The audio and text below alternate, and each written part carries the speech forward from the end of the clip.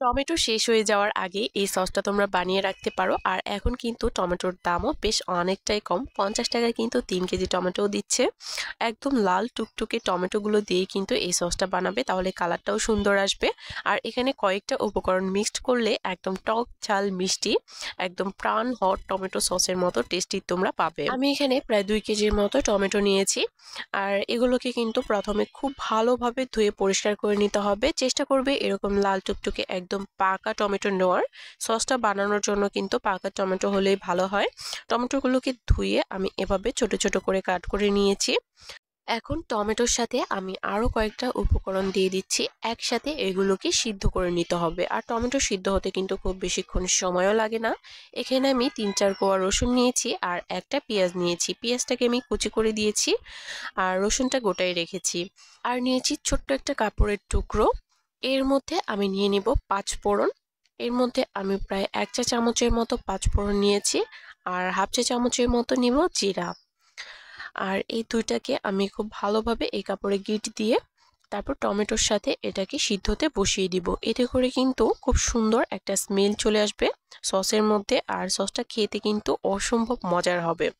চেষ্টা করবে প্রত্যেকটা টিপস ফলো করার। আর সবগুলো জিনিস যদি তোমরা দিতে পারো, মানে সবগুলো উপকরণ যদি তোমরা এখানে দিতে পারো, তাহলে কিন্তু সসটা একদম পারফেক্ট হবে, একদম প্রাণ হট টমেটো সসের মতোই টেস্ট পাবে।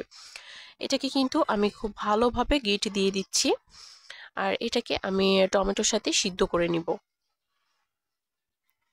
এই তো একসাথে এখন এগুলোকে আমি সিদ্ধ করতে বসিয়ে দিব। আর টমেটো সিদ্ধ হতে কিন্তু খুব বেশিক্ষণ সময় লাগবে না। আর সবশেষে আমি এখানে একটা আদার টুকরো দিয়ে দিয়েছি।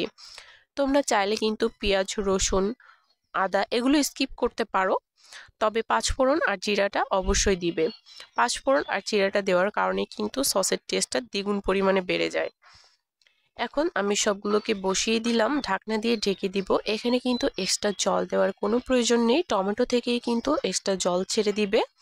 আর এখানে আমি দিয়ে দিব সবশেষে লবণ। লবণটা দিলে কিন্তু টমেটোটা সিদ্ধ হতে খুব বেশিক্ষণ সময় লাগবে না, খুব তাড়াতাড়ি নরম হয়ে যাবে আর খুব তাড়াতাড়ি সিদ্ধও হয়ে যাবে। লবণটা দিয়ে কিন্তু খুব ভালোভাবে নেড়েচেড়ে একটু মিশিয়ে দিতে হবে। তারপর ঢাকনা দিয়ে ঢেকে দিব। মিডিয়াম হিটে টমেটোটাকে আমি সিদ্ধ করে নিব। একটু পরে ঢাকনাটা তুলে আমি দেখিয়ে দিচ্ছি, দেখো এখনই কিন্তু বেশ অনেকটাই জল ছেড়ে দিয়েছে। একটু পরে কিন্তু আরো অনেকটাই জল ছেড়ে দিবে আর কালারটাও কিন্তু চেঞ্জ হয়ে আসবে। চেষ্টা করবে একদম লাল টুকটুকে টমেটো নেওয়ার, তাহলে কিন্তু সসের কালারটাও অনেক বেশি সুন্দর আসবে। আর এখানে কিন্তু চাইলে তোমরা ফুড কালার দিতে পারো, তবে বাড়িতে বানানোর জন্য ফুড কালারটা না দেওয়াই ভালো। চেষ্টা করবে ফুড কালারটা স্কিপ করার। আমি কিন্তু বারবার ঢাকনাটা তুলে খুব ভালোভাবে নেড়েচেড়ে দিচ্ছিলাম। আর সবশেষে আমি এখানে যে 5 ফোড়ন আর জিরাটা দিয়েছিলাম সেটা কিন্তু তুলে ফেলে দিলাম। আর টমেটোটা কিন্তু এখন বেশ অনেকটাই নরম হয়ে এসেছে, এখন এটাকে ঠান্ডা করে নেব। এর জন্য কিন্তু একটা প্লেটের মধ্যে আমি এটাকে ছড়িয়ে নিয়েছি। এটা কিন্তু পুরোপুরি ঠান্ডা করে নিতে হবে। তারপর আমি একটা ব্লেন্ডারের জারের মধ্যে দিয়ে দিচ্ছি। খুব বেশিক্ষণ ধরে কিন্তু এটাকে ব্লেন্ড করার কোনো প্রয়োজন নেই, অল্প একটু টাইম ব্লেন্ড করলেই হবে। যেন দানাগুলো একদম ব্লেন্ড হয়ে না যায়, টমেটোর ভেতরে যে বিচিগুলো থাকে সেগুলো যেন একদম ব্লেন্ড হয়ে না যায়, সেই দিকটা অবশ্যই লক্ষ্য রাখতে হবে। এই তো এখন এই পেস্টটাকে একটু ছেঁকে নিতে হবে। বড় একটা বোল নিয়ে নিয়েছি আর ওপর থেকে আমি এরকম একটা ছাঁকনি নিয়েছি, এটাকে খুব ভালোভাবে ছেঁকে নিতে হবে। তোমাদের হাতের কাছে যদি ছাঁকনিটা না থাকে সেক্ষেত্রে কিন্তু এটা স্কিপ করতে পারো, তবে ছেঁকে নেওয়া কিন্তু ভালো। যদি হাতের কাছে ছাঁকনি না থাকে তাহলে কিন্তু খুব ভালোভাবে এটাকে পেস্ট করে নিতে হবে, যেন ছাকার মতো আর কিছু অবশিষ্টই না থাকে। তবে সেই ক্ষেত্রে কিন্তু টমেটো সসটা খুব বেশি দিন সংরক্ষণ করা যাবে না। আমি যে প্রসেসটা দেখাচ্ছি এভাবে সেম ভাবে যদি তোমরা করতে পারো, তাহলে কিন্তু বেশ অনেক দিন এই টমেটো সসটাকে তোমরা সংরক্ষণ করে রাখতে পারবে।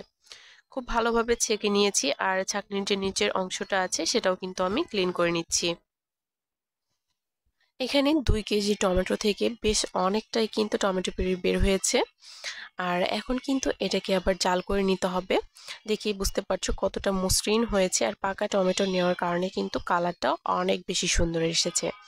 এখন একটা প্যানের মধ্যে আমি এই পেস্টটাকে দিয়ে দিচ্ছি। আর এই পিউরিটাকে কিন্তু খুব বেশিক্ষণ জাল করার কোনো প্রয়োজন নেই। যদি দেখো যে তোমাদের সসটা খুব বেশি পাতলা, তাহলে হচ্ছে একটু বেশিক্ষণ ধরে এটাকে জাল করতে হবে। কিন্তু এখানে কিন্তু আমার যে পিউরিটা বের হয়েছে এটা কিন্তু বেশ অনেকটাই ঘন।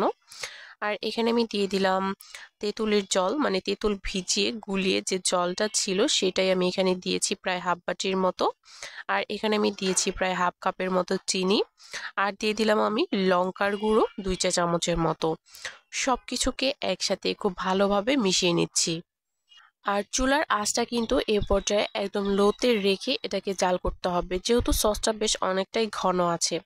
আর সবশেষে আমি এখানে দিয়ে দিব অ্যারারুট। এখানে কর্নফ্লাওয়ারটা তোমরা স্কিপ করবে, কর্নফ্লাওয়ারের পরিবর্তে অ্যারারুট দিবে। অ্যারারুটটা দিলে কিন্তু টমেটো সসের কনসিস্টেন্সিটা একদম পারফেক্ট থাকবে। আর কর্নফ্লাওয়ার দিলে কিন্তু একদম থকথকে হয়ে যায়, পরবর্তীতে সেটা আর দেখতেও ভালো লাগে না, খেতেও ভালো লাগে না। অ্যারারুটটাকে আমি খুব ভালোভাবে মিশিয়ে নিচ্ছি। এখানে আমি প্রায় 3 চা চামচের মতো অ্যারারুট দিয়েছি আর প্রায় 3 টেবিল চামচের মতো জল দিয়ে এটাকে খুব ভালোভাবে মিশিয়ে নিয়েছি। আর এখানে কিন্তু সসটাও ফুটতে শুরু করেছে। আমি এখানে সেই অ্যারারুটটা এখন দিয়ে দিব। দেওয়ার আগে কিন্তু অবশ্যই খুব ভালোভাবে আরও একবার নেড়েচেড়ে মিশিয়ে নিতে হবে। তারপর দেওয়ার সাথে সাথে কিন্তু নেড়েচেড়ে সসের সাথে এটাকে খুব ভালোভাবে মিশিয়ে দিব। চুলার আঁচটা কিন্তু এখনো লোতেই রাখা আছে।